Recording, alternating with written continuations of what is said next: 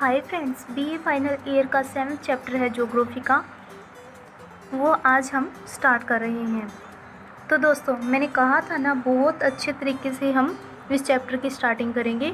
दोस्तों, मैंने आपके लिए बहुत सुंदर सुंदर नोट्स बनाए हैं, अट्रैक्टिव है, जैसे कि कलरफुल बुक्स होती है, बच्चा उनको पढ़ने के लिए अट्रैक्ट हो जाता है, ललायित होता है। जो कलरफुल सबसे अधिक होती है वह उसको ही पढ़ना पसंद करता है। तो दोस्तों, ऐसा सिस्टम हमारी बुक्स में होता नहीं है, तो पढ़ने का मन नहीं करता, बोर हो जाते हैं। और 10 लाइनें दी होती है, उनमें से 4 लाइनें इम्पोर्टेंट होती है। उन 4 लाइनों को ढूंढने के लिए 10 लाइनें पढ़नी भी पड़ती है।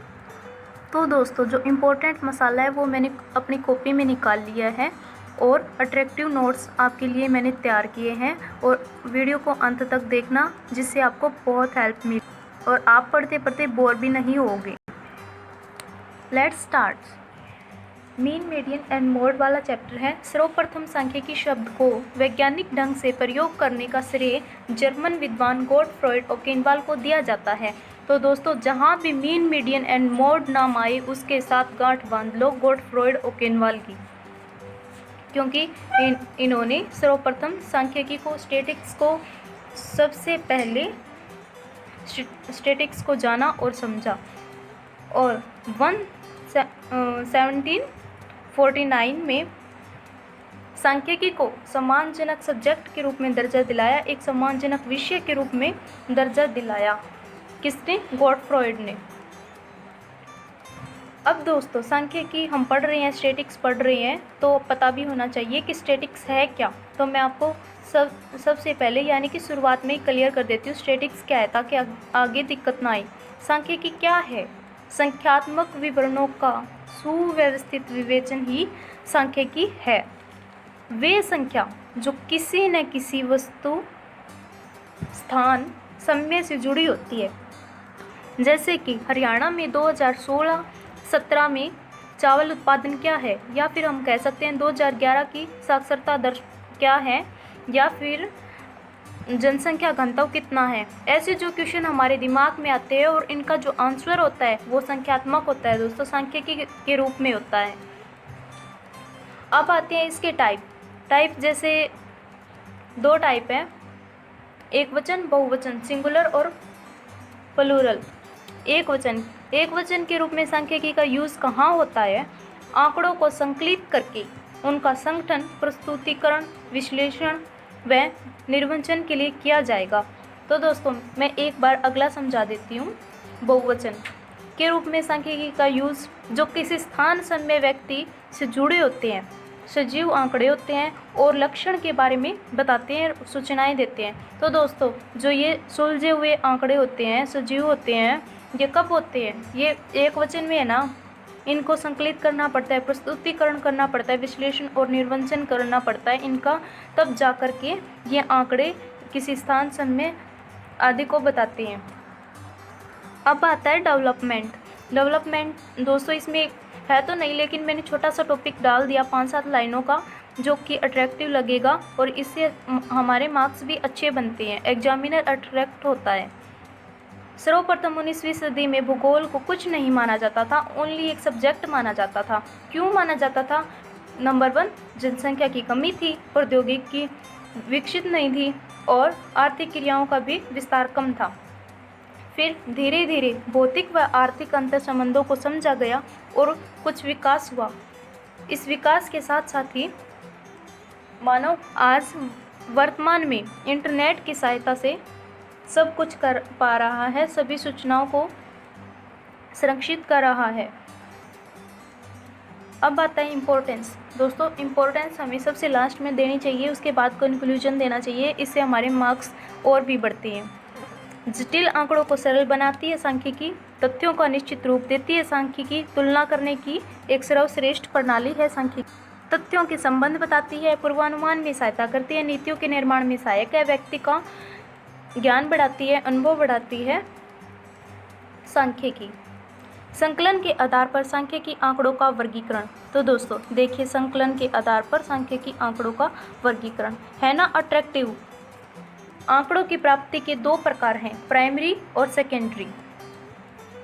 जो कि आपको स्क्रीन पे दिख रहे हैं। तो प्राइमरी डाटा हम देख रहे हैं क्या है, ये आंकड़े मौलिक होते हैं। हम किसी व्यक्ति के घर जाकर उसकी आयु, वर्ष, शिक्षा आदि सूचनाएं एकत्रित करते हैं, तो यह प्राथमिक आंकड़े कहलाएंगे। अब आते हैं द्वितीयक आंकड़े। ये आंकड़े गौण होते हैं यानी कि छुपे होते हैं। अगर हम किसी व्यक्ति के बारे में रजिस्टर से उसकी सारी डिटेल्स उतार लें तो ये द्वितीयक आंकड़े कहलाएंगे। यानी कि फॉर एग्जांपल किसी ने पोस्ट अच्छी डाली है, हम उसका स्क्रीनशॉट मार लेते हैं, वही होता है secondary data. Calculation of data, calculation यानी कि परिकलन। इसके 2 टाइप्स हैं, प्रारंभिक आंकड़े और व्युत्पन्न आंकड़े, डाइवर्ट डाटा। प्रारंभिक आंकड़े बड़े होते हैं। यदि हम इन आंकड़ों को परिकलन करके इनकी औसत, प्रतिशत, अनुपात, घनत्व निकाल कर छोटा बना ले तो वे आंकड़े व्युत्पन्न आंकड़े कहलाएंगे। दोस्तों सीधा सा बता दूं, हमारे जो डीएमसी होती है उसमें मार्क्स दिए होते हैं, कितने सब्जेक्ट के, 5 या 6 सब्जेक्ट के दिए होते हैं। फिर उनके आगे असेसमेंट की सीरीज होती है और इतना कुछ होता है। वो तो हो गए प्रारंभिक आंकड़े, और उन सभी 6 सब्जेक्ट को टोटल करके हम उनका परसेंटेज निकाल लें, वो हो गए व्युत्पन्न आंकड़े। अब आता है स्थान के आधार पर आंकड़ों के प्रकार। स्थान के आधार पर दोस्तों 2 प्रकार है जो स्क्रीन पे दिख रहे हैं, स्थान संबंधी, क्षेत्र संबंधी, यानी कि प्लेस संबंधी और एरिया संबंधी। स्थान संबंधी है, प्लेस संबंधी है दोस्तों जिनका संबंध किसी खास स्थान से हो, जैसे जलवायु तत्व, समुद्र तल, वर्षा, किसी भी प्रदेश में आई वर्षा, या फिर किसी भी प्रदेश का तापमान, किसी भी हिस्से का तापमान जो होता है वो होता है स्थान के आधार पर आंकड़ा होता है वो, और स्थान विशेष का होता है। क्षेत्र संबंधी, जिनका संबंध किसी खास क्षेत्र से है, जैसे कि स्थान की जनसंख्या, या फिर किसी भी स्थान पे उत्पादन होता है, और या फिर कोई विस्तृत प्रदेश होता है।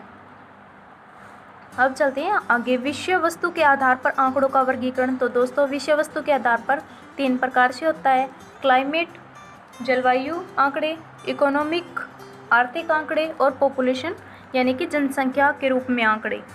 दोस्तों जो क्लाइमेट आंकड़े होते हैं उसमें जलवायु के विभिन्न तत्वों से संबंधित आंकड़े होते हैं, जैसे कि तापमान, वर्षा, वायु दाब, आर्द्रता और पवनों की गति, दिशा आदि शामिल होते हैं। जो आर्थिक आंकड़े होते हैं, इकोनॉमिक डाटा होते हैं, उसमें कृषि उद्योग, परिवहन, व्यापार और उत्पादन जैसे प्रक्रियाओं के आंकड़े होते हैं। और जनसंख्या आंकड़े होते हैं, उसमें जन्म दर, मृत्यु दर और लिंगानुपात, घनत्व, साक्षरता, प्रवास आदि आंकड़े होते हैं। दोनों का अच्छे से समझ में आ गया। नेक्स्ट है दोस्तों आंकड़ों के सारणीयन के आधार क्या क्या हैं। आंकड़ों के सारणीयन के आधार 4 हैं, काल श्रृंखला, स्थान श्रृंखला, दशा श्रृंखला और संख्यात्मक श्रृंखला। काल यानी कि समय के अनुसार, यानी कि कोई भी विशेष समय, किसी समय विशेष में हुआ काम, उसके अकॉर्डिंग कोई डाटा।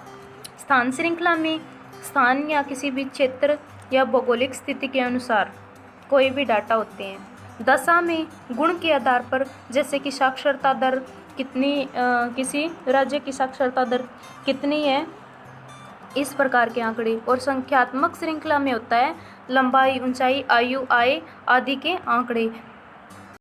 जैसे किसी कक्षा के 10 विद्यार्थियों की ऊंचाई के अकॉर्डिंग हम श्रृंखला जो सीरीज बनाएंगे उसको संख्यात्मक श्रृंखला कहा जाता है। अब आता है आंकड़ों का संख्यात्मक वर्गीकरण।